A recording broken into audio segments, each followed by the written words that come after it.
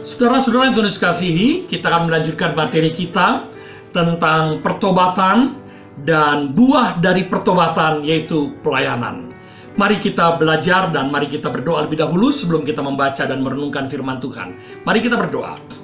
Bapa Surgawi, kami bersyukur hari ini kami mau belajar kebenaran firman-Mu. Kami butuh Engkau Roh Kudus menerangi hati dan pikiran kami. Dalam Yesus Kristus kami berdoa. Amin.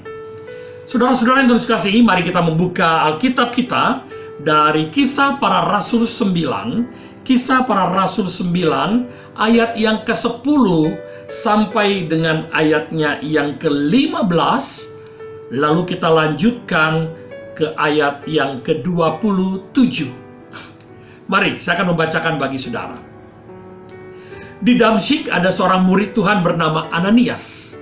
Firman Tuhan kepadanya dalam suatu penglihatan. Ananias, jawabnya, "Ini aku Tuhan." Firman Tuhan, "Mari pergilah ke jalan yang bernama Jalan Lurus, dan carilah di rumah Yudas seorang dari Tarsus yang bernama Saulus. Ia sekarang berdoa." Dan dalam suatu penglihatan ia melihat bahwa seorang yang bernama Ananias masuk ke dalam dan menumpangkan tangannya ke atasnya supaya ia dapat melihat lagi. Jawab Ananias, "Tuhan, dari banyak orang telah kudengar tentang orang itu, betapa banyaknya kejahatan yang dilakukannya terhadap orang-orang kudus-Mu di Yerusalem. Dan ia datang kemari dengan kuasa penuh dari imam-imam kepala untuk menangkap semua orang yang memanggil nama-Mu. Tapi firman Tuhan kepadanya, 'Pergilah, sebab orang ini adalah alat pilihan bagiku, untuk memberitakan namaku kepada bangsa-bangsa lain, serta raja-raja dan orang-orang Israel.'" Kita loncat ke ayat 27. "Tetapi Barnabas menerima dia dan membawanya kepada rasul-rasul dan menceritakan kepada mereka bagaimana Saulus melihat Tuhan di tengah jalan dan bahwa Tuhan berbicara dengan dia dan bagaimana keberaniannya mengajar di Damsyik dalam nama Yesus." Saudara-saudara yang Tuhan kasihi, ada hal yang menarik dari dua tokoh bacaan kita tadi, seorang yang bernama Ananias dan seorang yang bernama Barnabas. Apa yang menarik? Ketika seseorang baru bertobat, saudaraku, dia sedang dalam kondisi bingung tentunya. Dia tentu dalam kondisi yang gamang melihat ke depannya. Tuhan mengutus seorang yang bernama Ananias datang dan berkata, "Tumpangkan tanganmu bagi Saulus ini."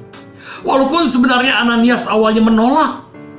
Walaupun sebenarnya Ananias berkata, "Tuhan, orang ini jahat. Orang ini tidak benar, Tuhan.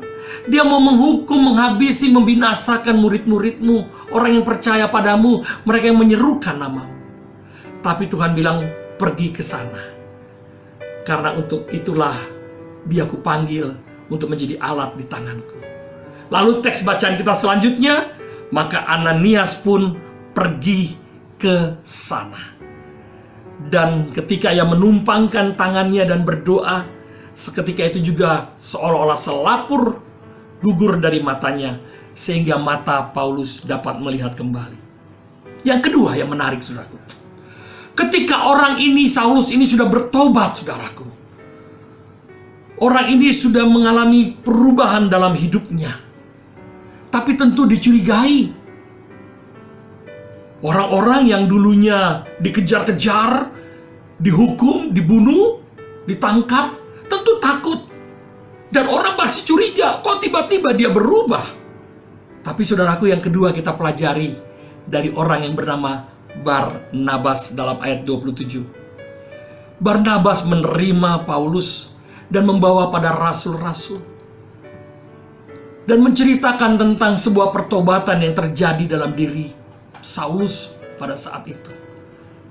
Dari dua nama ini kita belajar, saudaraku, bahwa seorang yang baru bertobat membutuhkan orang lain untuk menolong dia, membimbing, menopang, menguatkan dia, agar ia bisa menjadi seorang yang kuat dalam melayani Tuhan. Mungkin kita Ananias yang ragu dengan pertobatan seseorang. Tapi mari kita belajar untuk menolong orang tersebut. Mungkin kita Barnabas yang justru membawa kita kepada kumpulan komunitas persekutuan dan dalam tanda petik seakan mereferensikan dan menjamin bahwa orang ini baik dan sudah bertobat. Saudara-saudara yang Tuhan kasihi, melayani Tuhan tidak sendiri. Ada orang-orang yang bisa menjadi teman sepelayanan kita, yang menopang, menguatkan kita, memberikan penghiburan bagi kita. Orang ini memang bersalah, ya, tapi dia sudah bertobat. Mari kita terima orang ini. Dan mari kita menjadi Ananias.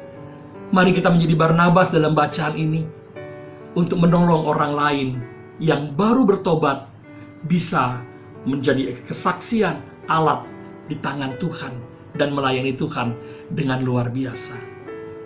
Catatan saya, saudaraku, lebih baik bekas penjahat daripada bekas orang baik.